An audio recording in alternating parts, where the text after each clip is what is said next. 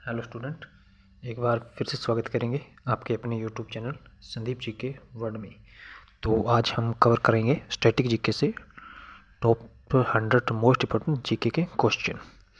तो आपसे सभी से निवेदन है, आप सेशन से अंत तक है वो ज़रूर बने रहिए, जिसके अंदर हम 100 क्वेश्चन है वो कवर करने वाले हैं, जो कि मोस्ट इम्पोर्टेंट क्वेश्चन है वो हमने उठाए हैं ताकि आपकी तैयारी को बेहतर लेवल पे ले जाया जा सके। इसके साथ ही आप सभी से रिक्वेस्ट है भी आप इस सेशन को देखते वक्त इनके जो एक से 100 तक जो इसके क्वेश्चन है उन सभी का आंसर है वो ज़रूर कमेंट करेंगे, और अंत में आप अपने जो 100 क्वेश्चन में से कितने सही हुए हैं इनके मार्क्स भी वो भी कमेंट में ज़रूर बताएंगे।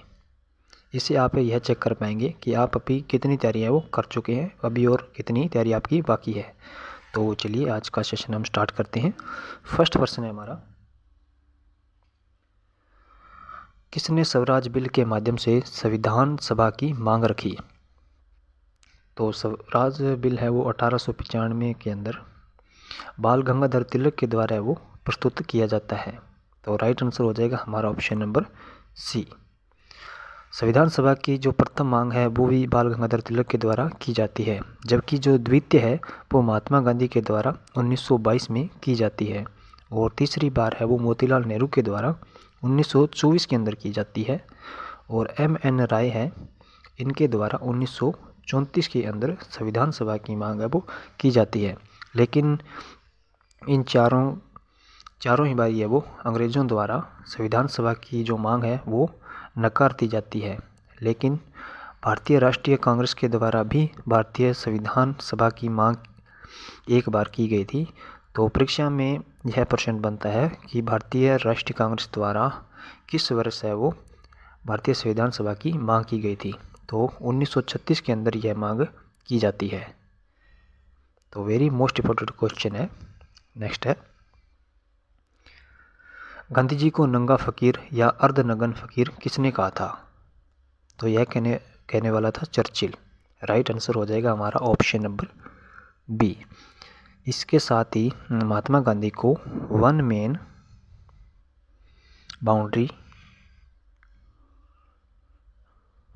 बाउंड्री फोर्स है वो किसके द्वारा कहा जाता है? तो वो कहा जाता है लॉर्ड माउंटबेटन के द्वारा। नेक्स्ट क्वेश्चन, धन विधेयक को राज्यसभा में कितने दिन रोक सकते हैं? ऑप्शन है 1 महीने या 1 सप्ताह या 6 माह या फिर 14 दिन। तो धन विधेयक है इसे राज्यसभा के अंदर है वो 14 दिन के लिए रोका जा सकता है। राइट आंसर हो जाएगा हमारा ऑप्शन नंबर डी। इसके साथ ही धन विधेयक का जो उल्लेख है वो किस अनुच्छेद में है ये भी आप कमेंट करेंगे। तो धन विधेयक का अनुच्छेद है 110। राइट आंसर हो जाएगा हमारा ऑप्शन नंबर इस क्वेश्चन का 1 नंबर डी। नेक्स्ट है, हाइड्रोक्लोरिक अम्ल का अन्य नाम क्या है? तो हाइड्रोक्लोरिक अम्ल का अन्य नाम है वो पिक्रिक अम्ल है। राइट आंसर है हमारा option number A. Next question, मानव शरीर का सैनिक है किसे कहा जाता है? WBC यानी श्वेत रक्त कणिकाओं को, या हीमोग्लोबिन को, या यकृत, या फिर RBC को यानी लाल रक्त कणिकाओं को। तो मानव शरीर का जो सैनिक है वो RBC के लिए कहा गया है। राइट आंसर हो जाएगा हमारा ऑप्शन नंबर WBC को कहा गया है, श्वेत रक्त कणिकाओं को कहा गया ये। इसके साथ ही आपको यह बताना है जब रक्त में WBC की मात्रा बढ़ जाती है तो कौन सा रोग है वो हो जाता है? तो ल्यूकेमिया रोग हो जाता है, ल्यूकेमिया जो कि ब्लड कैंसर होता है। इसके साथ ही जब रक्त में RBC की संख्या बढ़ जाती है तब कौन सा रोग होता है? तो RBC के बढ़ने से पॉलीस्थीमिया हो जाता है, पॉलीस्थीमिया।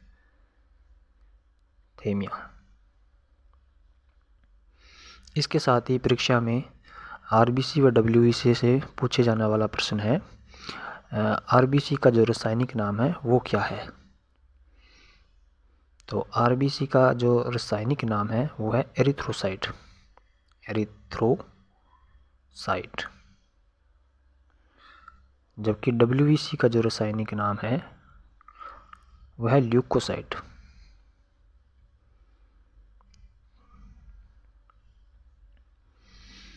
और एक बात आप डब्ल्यूबीसी व आरबीसी के बारे में और नोट कर लीजिए, इनका जो अनुपात है वो है 1:600, आरबीसी व डब्ल्यूबीसी। तो आई होप आपको ये आरबीसी व डब्ल्यूबीसी से कोई भी प्रश्न है वो परीक्षा में पूछ ली जाए तो आप इसमें कन्फ्यूजन नहीं होंगे। तो जो जो महत्वपूर्ण बातें हैं वो मैंने आपको इसके अंदर नोट करा दी है। चलिए आगे बढ़ते हैं। नेक्स्ट है आरबीसी का रासायनिक नाम क्या है। तो अभी हमने इस बारे में चर्चा की है। आरबीसी का जो रासायनिक नाम है वो है एरिथ्रोसाइट, जबकि डब्ल्यूबीसी का है ल्यूकोसाइट। तो हमारा राइट आंसर हो जाएगा option number C. Next question है राजा को जेवर से तोलने की प्रथा पर रोक किसके द्वारा लगाई जाती है। औरंगजेब द्वारा, शाहजहां द्वारा, या इल्तुतमिश द्वारा, या फिर जहांगीर द्वारा। तो राजा को जेवर से तोलने के साथ साथ नृत्य प्लस कलमा, मनोरंजन, संगीत और दर्शन को इन सभी पे रोक लगाई जाती है औरंगजेब के द्वारा। राइट आंसर हो जाएगा हमारा ऑप्शन नंबर ए। नेक्स्ट है एक मंत्री व्यक्तिगत तौर पर उत्तरदायी होता है। तो एक मंत्री है वो व्यक्तिगत तौर पे है वो राष्ट्रपति के प्रति उत्तरदायी होता है, जबकि सामुदायिक मंत्री परिषद है वो लोकसभा के प्रति है वो उत्तरदायी होती है। तो इस क्वेश्चन में आपको कंफ्यूज नहीं होना है, इन दोनों ही क्वेश्चनों के अलग अलग आंसर बनते हैं। जब एक व्यक्ति अकेले तौर पे या व्यक्तिगत तौर पे है वो राष्ट्रपति के प्रति है वो उत्तरदायी होता है, और सामुदायिक है वो लोकसभा के प्रति उत्तरदायी होता है। चलिए आगे बढ़ते हैं। गुलाम वंश के किस शासक को लाख बख्श कहा जाता है। तो गुलाम वंश का वह शासक था कुतुबुद्दीन ऐबक, क्योंकि यह 1 लाख का दान करने वाला था, इसलिए इसे लाख बख्श कहा गया है। इसके साथ ही यह जो हाथियों का दानी था इसलिए इसे पिलरू बख्श भी कहा गया है।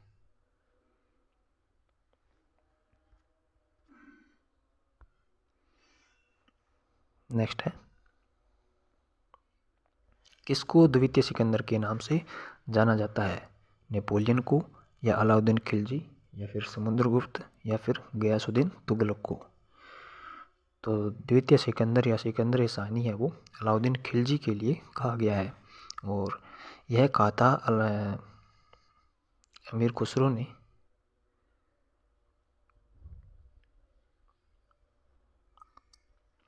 अपनी किताब खजाइन उल फतूह के अंदर है वो अलाउद्दीन को जनता का चरवाहा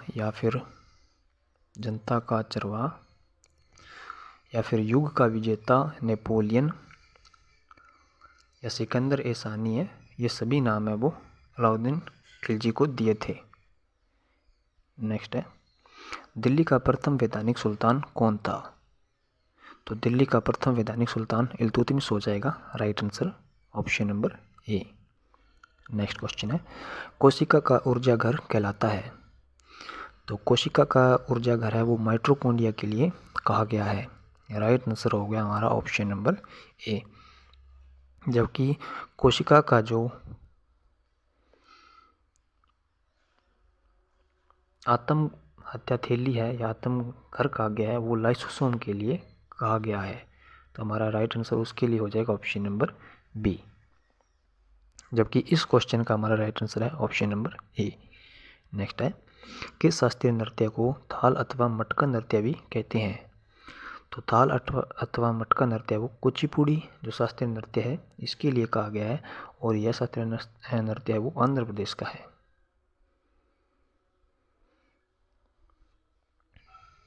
नेक्स्ट है पहली बार हिंदी दिवस का आयोजन किया गया था 2011 में, 1992 या 1975 या फिर 1980 के अंदर।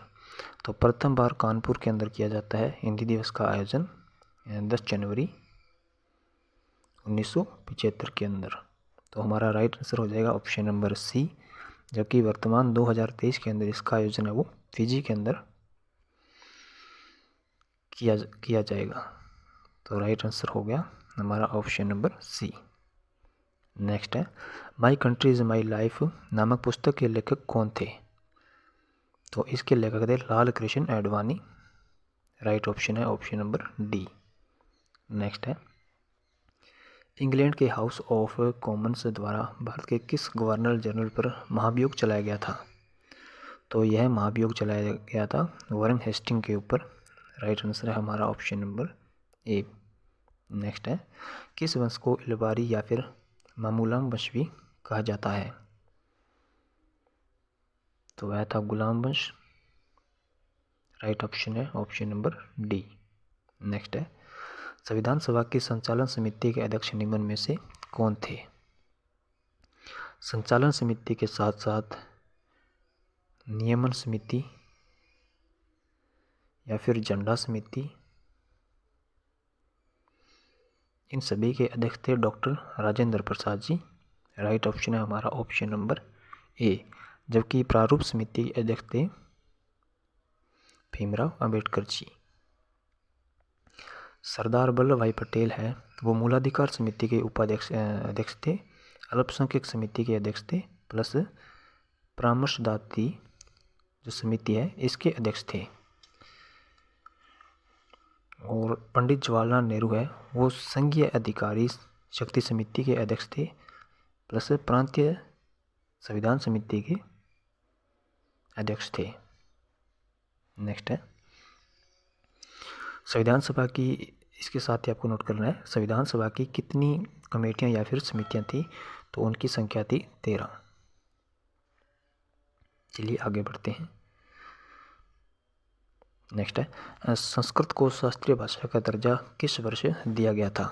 तो आप सभी को नोट करना है जो शास्त्रीय भाषा है इनकी संख्या 6 है, जबकि जो शास्त्रीय नृत्य है वो 8 है।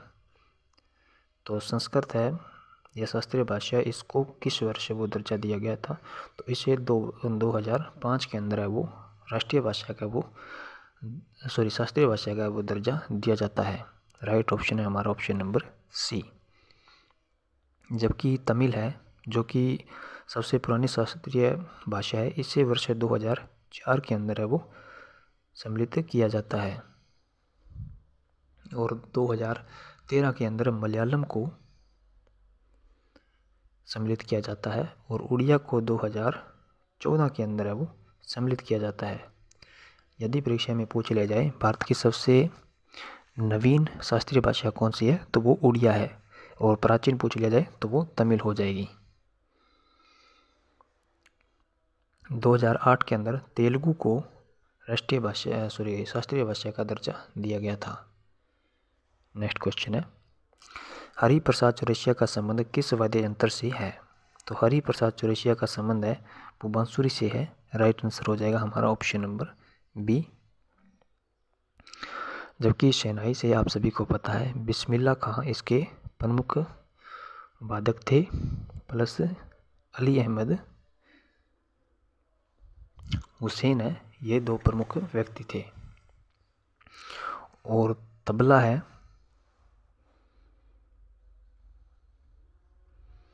तबला के प्रमुख वादक थे हमारे जाकिर हुसैन प्लस अलारा खां। और तबले की जो शुरुआत है वो भारत में किसके द्वारा की जाती है? तो यह भी आप नोट कर लिए वो अमीर खुसरो के द्वारा ही स्टार्ट की जाती है। नेक्स्ट क्वेश्चन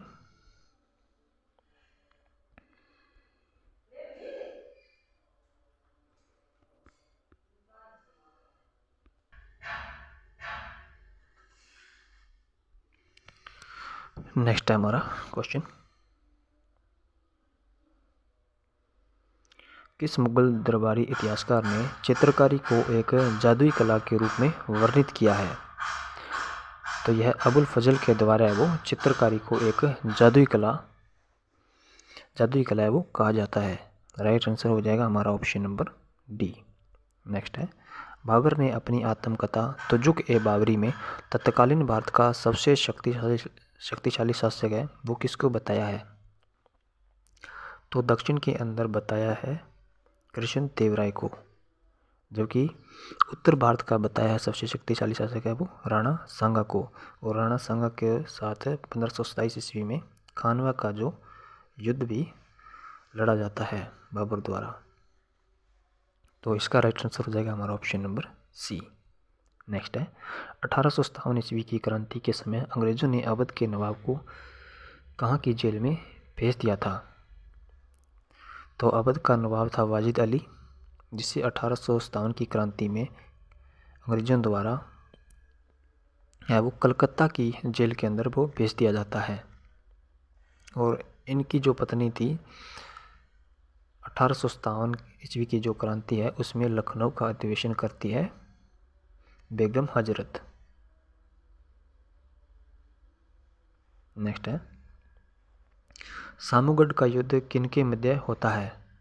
तो 1658 ईस्वी के में यह युद्ध होता है और यह युद्ध होता है औरंगजेब व दारा शिकोह के मध्य। तो हमारा राइट आंसर हो जाएगा ऑप्शन नंबर सी। नेक्स्ट है, मैसूर की स्थापना किसके द्वारा की गई थी? तो मैसूर की स्थापना है वो की जाती है हैदर अली के द्वारा। राइट आंसर हो जाएगा हमारा ऑप्शन नंबर बी। इसके साथ ही यदि आपसे पूछ लिया जाए कर्नाटक की स्थापना है वो किसके द्वारा की जाती है? तो सादुल्ला खां है, इनके द्वारा वो कर्नाटक की स्थापना की जाती है। और मुर्शीद कुली खां है, मुर्शीद कुली खां के द्वारा वो बंगाल की स्थापना की जाती है। और चिनक्लिच खां है, इसके द्वारा हैदराबाद है इसकी स्थापना की जाती है। नेक्स्ट है, प्रियदर्शिका नामक ग्रंथ किसके द्वारा लिखा गया था? तो प्रियदर्शिका, रत्नावली व नागानंद, इन तीनों ग्रंथों की स्थापना है वो हर्षवर्धन के द्वारा की जाती है। तो हमारा राइट आंसर हो जाएगा ऑप्शन नंबर डी। जबकि हरिश्चरित्र नामक जो ग्रंथ है इसकी रचना है वो बाणभट्ट के द्वारा की जाती है। बाणभट्ट है वो हर्षवर्धन का राज दरबारी कवि था, यह भी आप नोट कर लीजिए।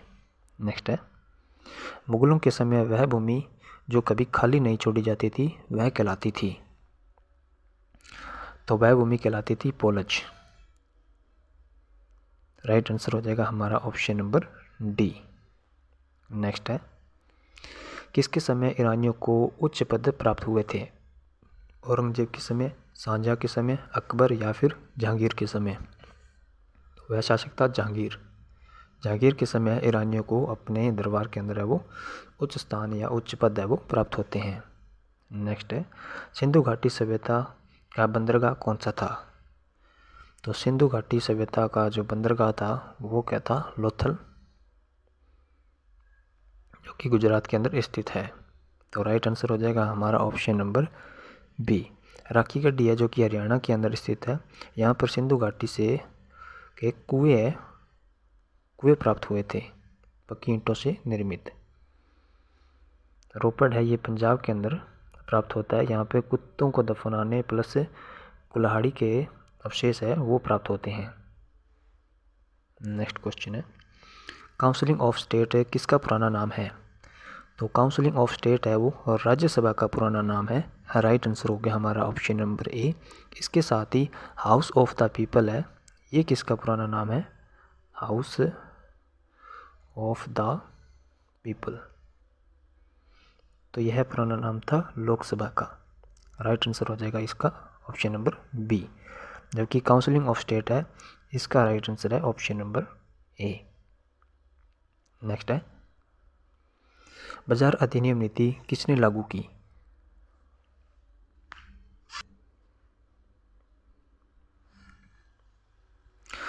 तो बाजार अधिनियम नीति लागू करने वाला, इसके साथ ही होलिया प्रथा यानी सैनिकों को जो वर्दी है वो देने वाला, प्लस दाग प्रथा यानी अपने हाथी घोड़ों पर जो दाग है या निशानी है वो लगाने वाला, नगद वेतन और इसके साथ ही स्थायी सेना रखने वाला जो शासक था, इन सभी का वो अलाउद्दीन खिलजी के द्वारा ही प्रारंभ किया जाता है।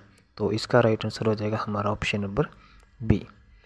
यदि आपसे परीक्षा में पूछ ले जाए दिल्ली सल्तनत का वह प्रथम शासक जिसने स्थायी सेना रखी, तो वह था अलाउद्दीन खिलजी। नेक्स्ट है, लेडी रतन टाटा ट्रॉफी का संबंध किस खेल से है? तो इनका संबंध है वो हॉकी से है। राइट आंसर है हमारा ऑप्शन नंबर ए। नेक्स्ट है, बॉम्बे बॉम्बर किस क्रिकेट खिलाड़ी का उपनाम है? तो आपके ऑप्शन है सौरभ गांगुली, सचिन तेंदुलकर या कपिल देव या MS धोनी। तो बॉम्बे बॉम्बर है वो सचिन तेंदुलकर के लिए कहा गया है। राइट आंसर हो जाएगा ऑप्शन नंबर बी। नेक्स्ट है, कौन लोकसभा की कार्यकारी में भाग ले सकता है किंतु मतदान नहीं कर सकता? तो अटॉर्नी जनरल है वो कार्यकारी लोकसभा या राज्यसभा या संसद की किसी में भी भाग ले सकता है, लेकिन वोट है वो नहीं कर सकता। इसके साथ ही आपको बताना है अटॉर्नी जनरल का जो वर्णन है वो किस अनुच्छेद में किया गया है? तो वह अनुच्छेद हो जाएगा 76।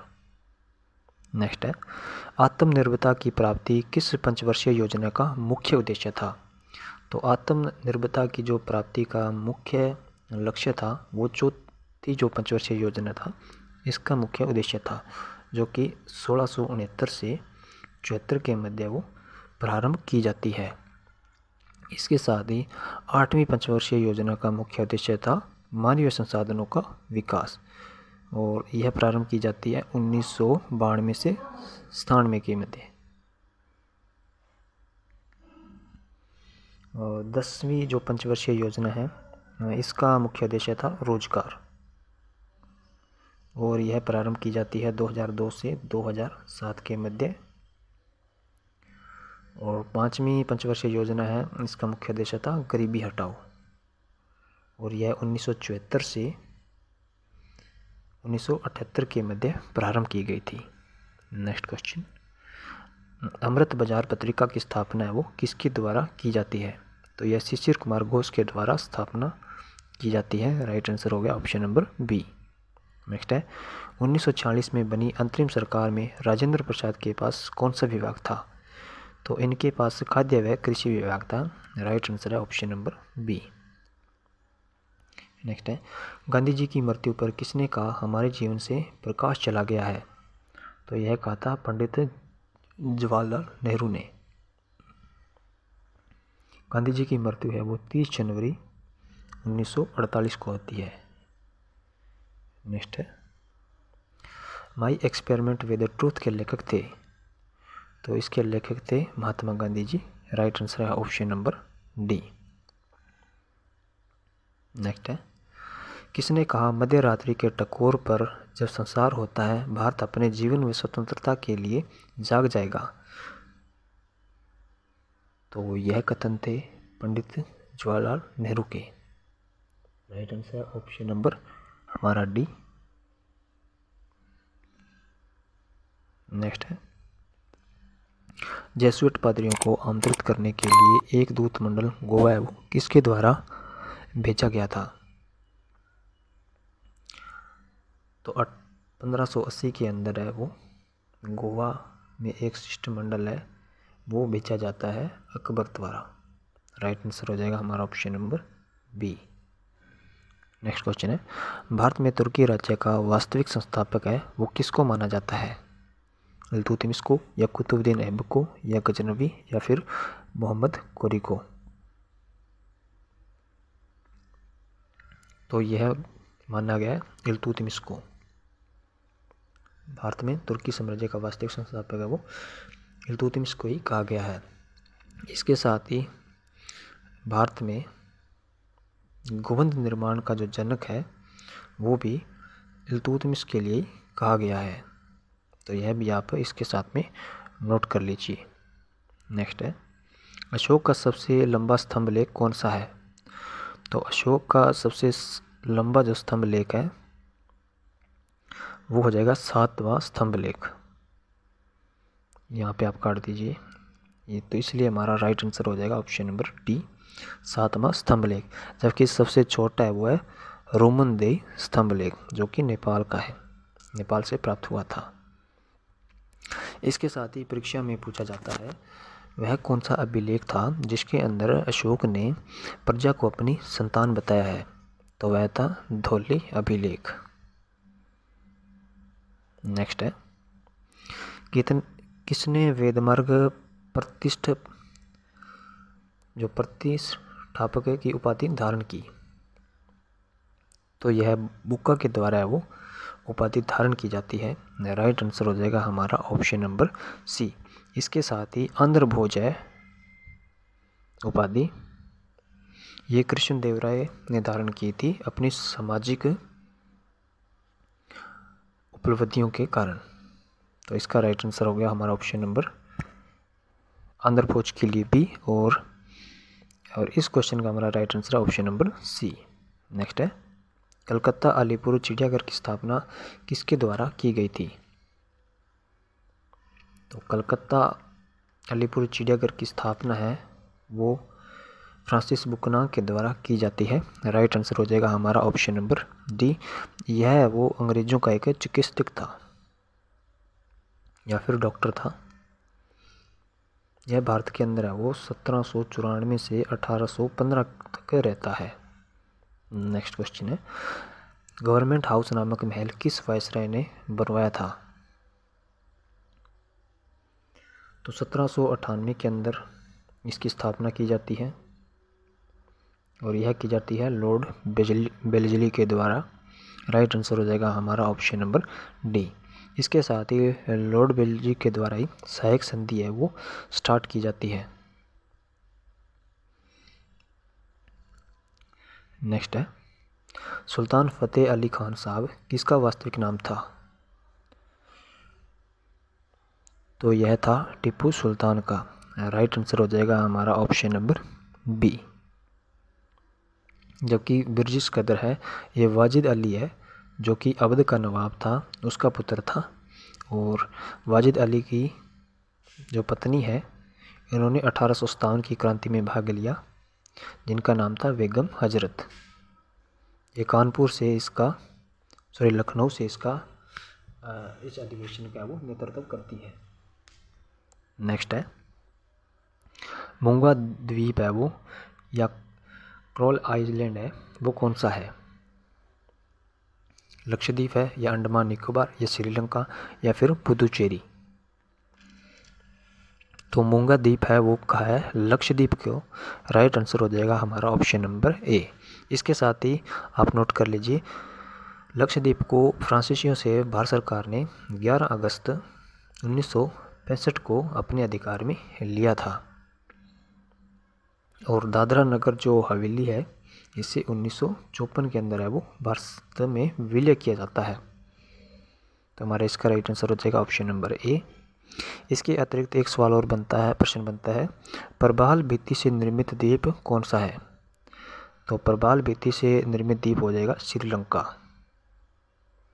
नेक्स्ट है चौथ और सरदेशमुखी राजस्व वसूलने की प्रथा किसने शुरू की, तो यह प्रथाएं है वो छत्रपति शिवाजी महाराज के द्वारा स्टार्ट की जाती है।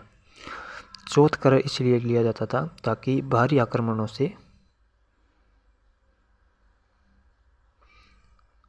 से वो प्रजा की रक्षा की जा सके, और सरदेशमुखी है वो सरदारों के सरदार से लिया जाता था।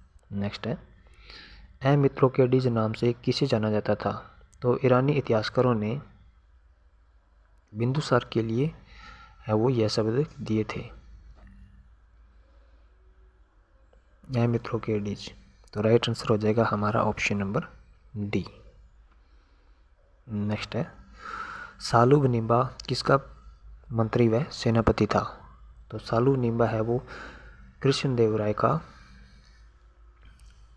मंत्री व सेनापति था जो कि विजयनगर के शासक थे, और विजयनगर के अंदर है वो 4 प्रमुख वंश थे जो शासन करते हैं। आपको कमेंट में बताना है वह कौन कौन से थे।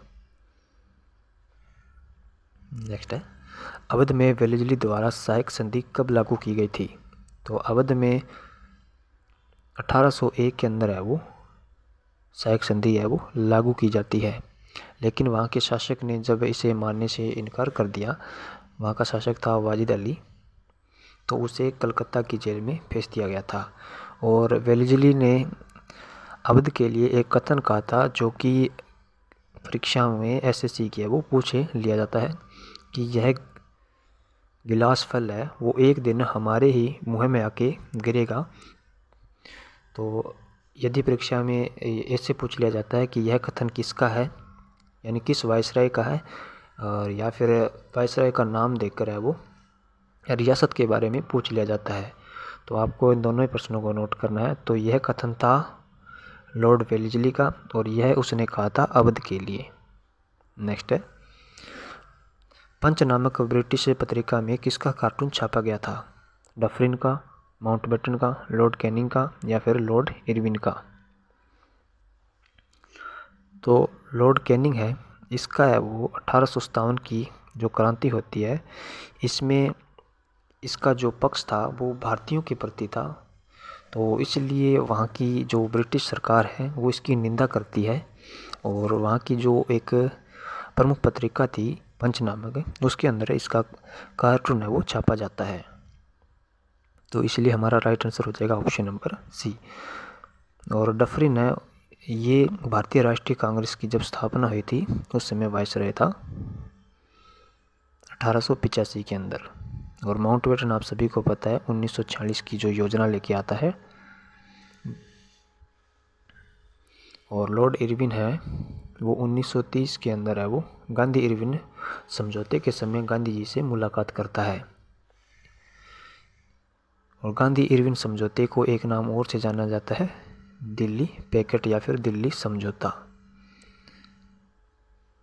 नेक्स्ट है, देवालय चक्रवर्ती मंदिर का निर्माण किसने करवाया था? तो देवालय चक्रवर्ती मंदिर का निर्माण है वो महादेव के द्वारा करवाया जाता है। राइट आंसर हो जाएगा हमारा ऑप्शन नंबर डी। यह चालुक्य वंश से संबंधित है।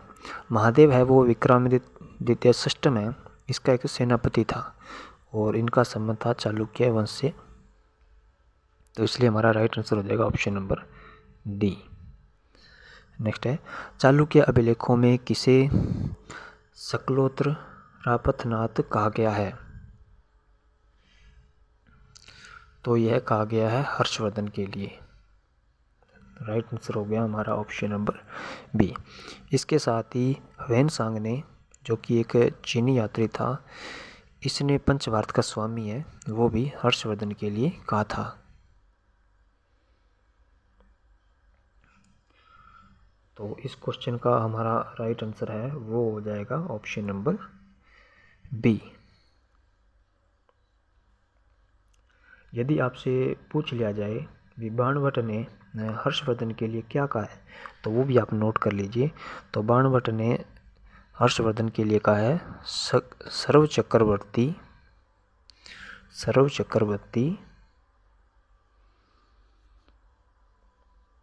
ना दौरे चतु समुद्राधिपति।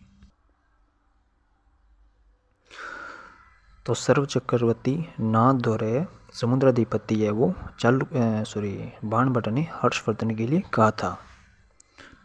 नेक्स्ट क्वेश्चन हो जाएगा, किस अभिलेख में सर्वप्रथम सती प्रथा के बारे में कहा गया है? तो वह अभिलेख है एरन अभिलेख। राइट आंसर है ऑप्शन नंबर बी।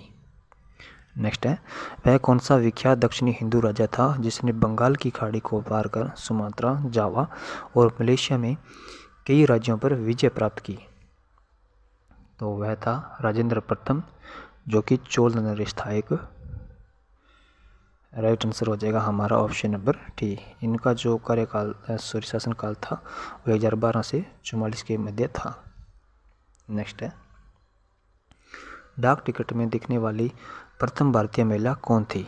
तो वह थी मीराबाई। नेक्स्ट है,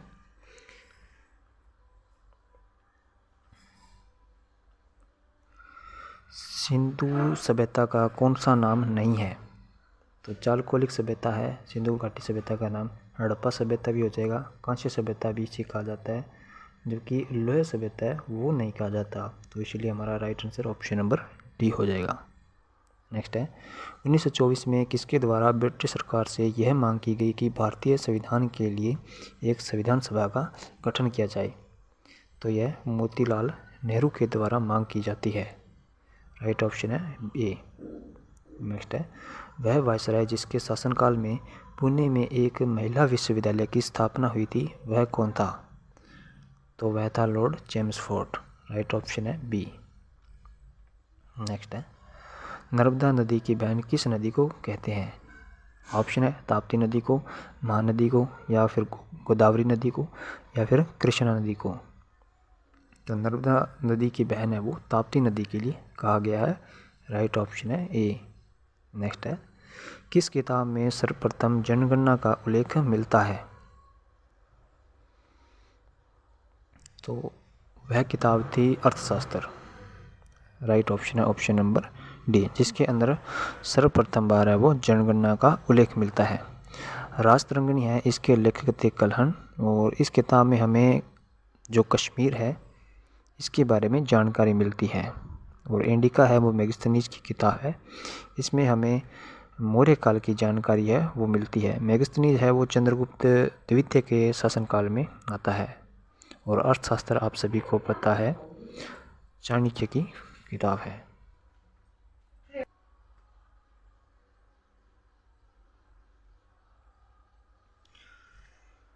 तो आई होप आपको ये सभी पॉइंट है वो क्लियर होंगे। चलिए आगे बढ़ते हैं। नेक्स्ट क्वेश्चन है हमारा, वायसराय की कार्यकारी परिषद में सम्मिलित होने वाले प्रथम भारतीय कौन थे? तो सत्येंद्र प्रसाद सिन्हा यह इसका राइट आंसर है, जो कि प्रथम भारतीय थे किसी वायसराय की कार्यकारी परिषद में सम्मिलित होने वाले। इसके साथ ही यदि आपसे परीक्षा में पूछ लिया जाए सेकेंड विश्व युद्ध के दौरान वायसराय की कार्यकारी परिषद में सम्मिलित होने वाले कौन थे, तो वे थे डॉक्टर भीमराव अंबेडकर।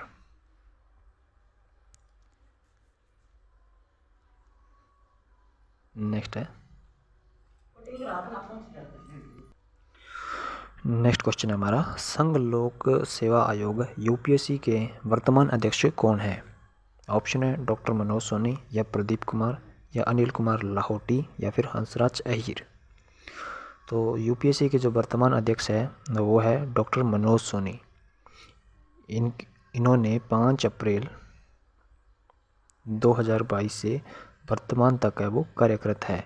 और इनसे पूर्व या पहले थे प्रदीप कुमार जी। और अनिल कुमार लाहौटी है ये रेलवे की सीईओ हैं। और हंसराज अहीर है ये राष्ट्रीय पिछड़ा वर्ग आयोग से के अध्यक्ष हैं। तो हमारा इसका राइट आंसर है ऑप्शन नंबर ए। नेक्स्ट है कश्मीर के संबंध में अनुच्छेद 35A को कब जोड़ा गया था? तो 14 मई 1954 को है वो डॉक्टर राजेंद्र प्रसाद के द्वारा इसको जोड़ा जाता है। राइट आंसर है ऑप्शन नंबर सी। इसका मुख्य उद्देश्य था कि जो कश्मीर का मूल निवासी नहीं है वो वहाँ की संपत्ति नहीं खरीद सकता। यानी अगर कोई अन्य राज्य से जाकर कश्मीर में बस जाए और वहाँ की स्थायी मूल निवासिता नहीं ले तो वह वहाँ पर जाकर किसी भी प्रकार की संपत्ति है वो नहीं खरीद सकता। नेक्स्ट है शिशिर ऋतु किस महीने में आती है? तो शिशिर ऋतु है जनवरी से फरवरी के बीच में आती है। राइट ऑप्शन है ऑप्शन नंबर ए। नेक्स्ट है किसे jewel in the crown of Kashmir कहा जाता है? तो यह कहा गया है डल झील के लिए। राइट आंसर है ऑप्शन नंबर सी, जो कि श्रीनगर के अंदर स्थित है। चिल्का झील आप सभी को पता है उड़ीसा के अंदर स्थित है, जो कि खारे पानी की झील है। और लोकटक झील है ये मणिपुर के अंदर स्थित है। और इस पे भारत का तैरता हुआ राष्ट्रीय उद्यान जिसे काबुल लामजाओ कहता है वो इसके अंदर स्थित है। और पुलकिट झील है, पुलकिट झील है वो आंध्र प्रदेश के अंदर स्थित है। और यहीं पर है वो श्रीहरिकोटा अंतरिक्ष अनुसंधान केंद्र है वो इसी पुलकिट झील के द्वीप पर स्थित है। तो हमारा इसका राइट आंसर है ऑप्शन नंबर सी। नेक्स्ट है भारत की प्रथम जनगणना जेम्स प्रिंसेस द्वारा किस भारतीय शहर से प्रारंभ हुई? यानी नगरों की जब स्टार्टिंग हुई थी तो ये इलाहाबाद से स्टार्टिंग की गई थी 1824 से। नेक्स्ट है, मधुरै विजयम नामक पुस्तक किसने लिखी थी? ऑप्शन है कृष्णदेवराय, हरिहर प्रथम या बुक्का प्रथम या फिर गंगा देवी। तो मधुरै विजयम नामक पुस्तक है वो गंगा देवी के द्वारा लिखी जाती है। राइट आंसर है ऑप्शन नंबर डी, जो कि बुक्का प्रथम की पुत्रवधू थी। हरिहर और बुक्का के द्वारा वो विजयनगर साम्राज्य की स्थापना 1336 ईस्वी के अंदर की जाती है।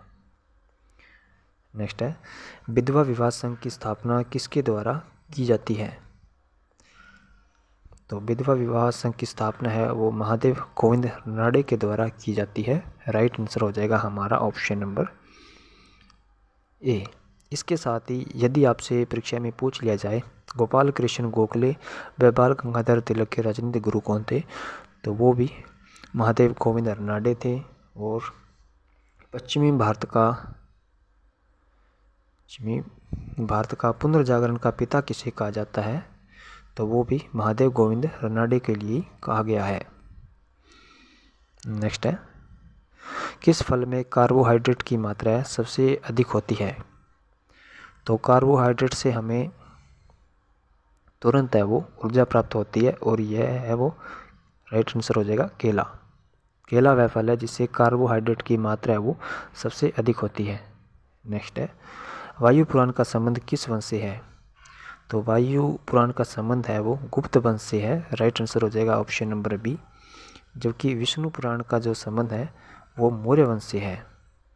नेक्स्ट है, हरेली कहाँ का प्रमुख उत्सव है? तो हरेली हो जाएगा छत्तीसगढ़ का। Right option number A. Next है, वह चीनी यात्री जिसने मध्य प्रदेश के लोगों को बहुत सुखी बताया वह था?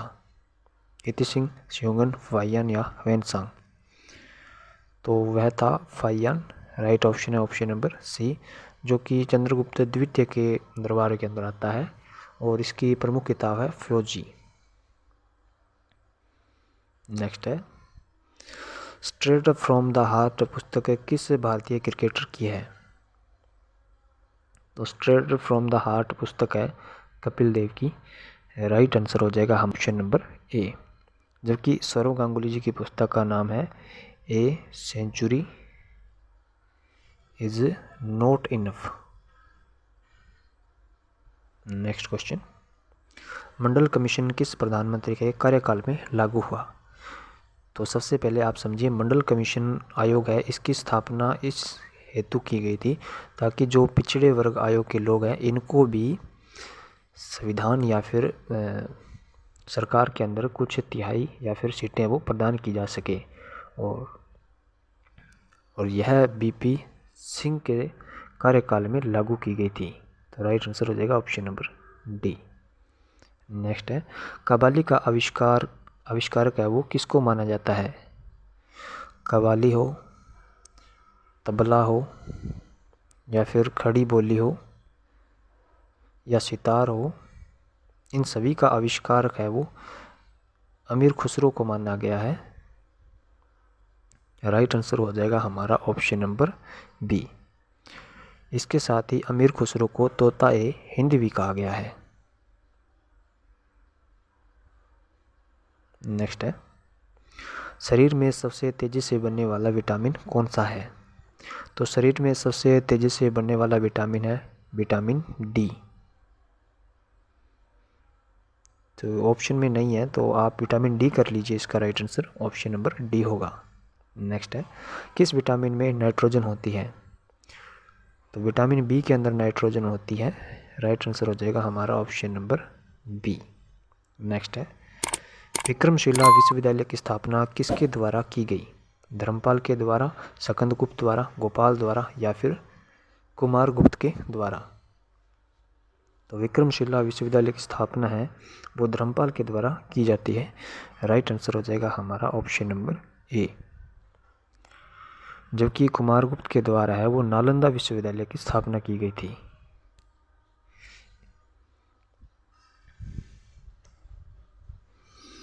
नेक्स्ट है, चरक किसके राज्य चिकित्सक थे? तो चरक है वो कनिष्क के राज्य किसके थे? राइट ऑप्शन हो गया ऑप्शन नंबर ए। इसके साथ ही अगर आपको चरक है इनकी पुस्तक का नाम पूछ लिया जाए तो वो थी चरक संहिता, जो कि मेडिकल साइंस की प्रथम किताब थी। नेक्स्ट है, हर आंख से है आंसू पोंछना किसने अपना अंतिम लक्ष्य घोषित किया था?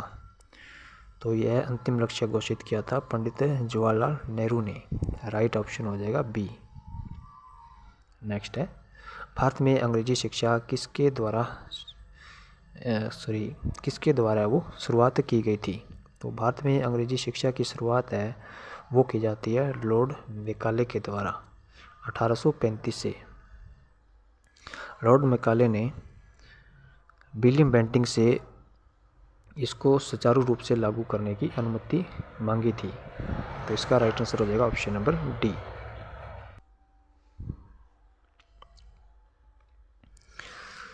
तो इसका राइट आंसर हो जाएगा ऑप्शन नंबर डी। आगे बढ़ते हैं। नेक्स्ट क्वेश्चन है हमारा, जूंद का युद्ध है वो किनके मध्य हुआ था? तो जूंद का युद्ध है वो 1211 ईस्वी के मध्य में होता है और यह युद्ध है वो आराम शाह जो कि कुतुबुद्दीन ऐबक का पुत्र था और इल्तुतमिश के मध्य होता है। तो राइट आंसर हो जाएगा ऑप्शन नंबर बी। आराम शाह है वो दिल्ली सल्तनत के शासन पे 8 महीने तक है वो शासन करता है। नेक्स्ट है, किसे उम्दत उल निश्वा भी कहा जाता है? तो उम्दत उल निश्वा है वो कहा गया है रजिया सुल्तान के लिए। राइट आंसर हो जाएगा ऑप्शन नंबर सी। नेक्स्ट है, इसके साथ ही आपको यदि नोट करना है रजिया सुल्तान की जो कब्र है वो कहाँ पर स्थित है? तो वो थी कैथल हरियाणा के अंदर।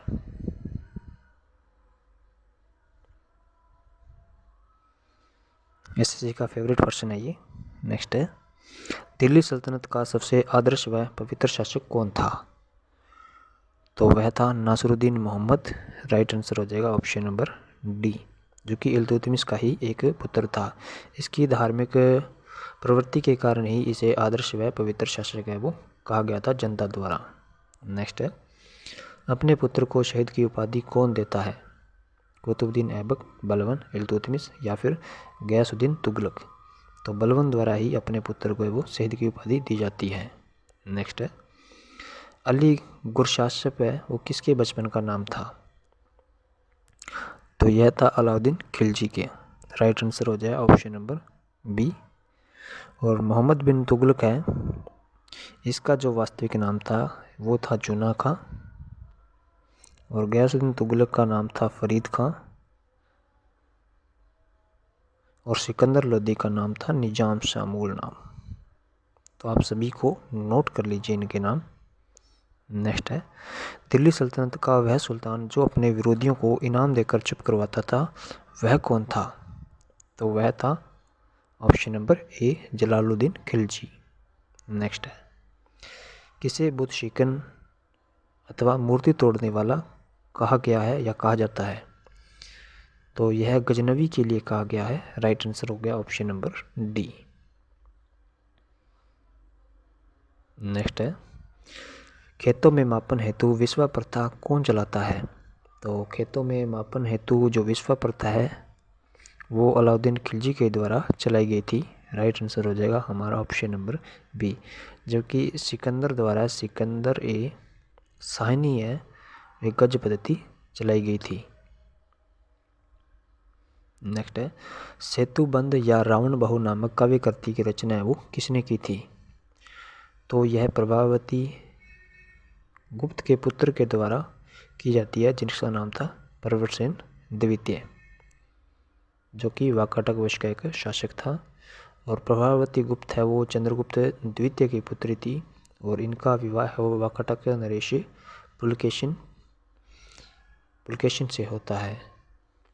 नेक्स्ट है, पश्चिमी गंग राजवंश का संस्थापक कौन था? तो पश्चिमी गंग राजवंश का संस्थापक था कोंगनी वर्मन। राइट आंसर हो जाएगा हमारा ऑप्शन नंबर ए, जबकि पश्चिमी गंग राजवंश का सबसे शक्तिशाली शासक था वो शाह नरेश दुर्वनीत। वो रचमल चतुर्थ है इसका जो एक प्रधानमंत्री था या फिर सेनापति, इसके द्वारा है वो श्रवणबेलगोला कर्नाटक के अंदर है वो जैन धर्म के जो 23वें तीर्थंकर थे उनके पुत्र है, उनकी एक मूर्ति है वो स्थापित की जाती है गोमतेश्वर बाहुबली के नाम से, जिसकी ऊंचाई थी 58 फीट। नेक्स्ट है, बौद्ध धर्म के प्रचार हेतु श्रीलंका में अपने पुत्र व पुत्री को किसने भेजा था? तो अशोक के द्वारा अपने पुत्र है वो महेंद्र व पुत्री संघमित्रा को बौद्ध धर्म के प्रचार हेतु श्रीलंका भेजा जाता है, संघमित्रा। तो राइट आंसर हो जाएगा ऑप्शन नंबर डी। नेक्स्ट है, मत विलास प्रसन्न नामक ग्रंथ किसने लिखा था? तो यह लिखा था महेंद्र सिंह द्वितीय ने। राइट आंसर हो जाएगा ऑप्शन नंबर हमारा ए।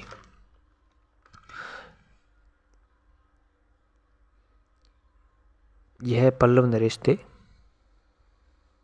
और इनका शासनकाल है वो था 600 से 630 के मध्य। नेक्स्ट है, गीत गोविंद के रचयिता जयदेव किसके दरबार में थे? तो ये लक्ष्मण सेन के दरबार में थे, जो कि बंगाल के एक नरेश थे। तो राइट आंसर हो जाएगा ऑप्शन नंबर डी। नेक्स्ट है, किसने देश की चारों दिशाओं में 4 पीठें या मठ है वो स्थापित किए? तो शंकराचार्य के द्वारा है वो 4 मठ या फिर पीठें स्थापित की जाती हैं। और चैतन्य महाप्रभु ने बंगाल के अंदर वो वैष्णव धर्म की शुरुआत की थी। तो हमारा इसका राइट आंसर है ऑप्शन नंबर सी। नेक्स्ट है, फारसी को मुगल दरबार की भाषा बनाने वाला सम्राट कौन था? बाबर, औरंगजेब, जहांगीर या फिर अकबर? तो वह था अकबर। राइट आंसर है डी। नेक्स्ट है, इब्न बतूता के अनुसार दिल्ली शहर के कितने दरवाजे थे? तो इब्न बतूता के अनुसार दिल्ली के 28 दरवाजे थे और जिनमें से बदायूं दरवाज़ा है वो सबसे बड़ा दरवाज़ा था। तो हमारा राइट आंसर हो जाएगा ऑप्शन नंबर बी। तो आज के सेशन में इतने क्वेश्चन। आई होप आपको सेशन है वो पसंद आया हो। अगर पसंद आए तो इसे लाइक करें तथा चैनल से जुड़कर आप अपनी तैयारी को और बेहतर व मजबूत कर सकते हैं। इसके साथ ही आपके इस 100 सीरीज की प्रश्नावली में कितने % सही हो रहे हैं वो भी आप कमेंट करें, ताकि हम यह देख सकें भी आप अभी किस लेवल तक तैयारी है वो कर चुके हैं और अभी तैयारी कितनी बाकी है, ताकि हम आपको उसी प्रकार का से कंटेंट है वो और बेहतर से बेहतर है वो उपलब्ध करा सकें। मिलते हैं नेक्स्ट वीडियो के अंदर।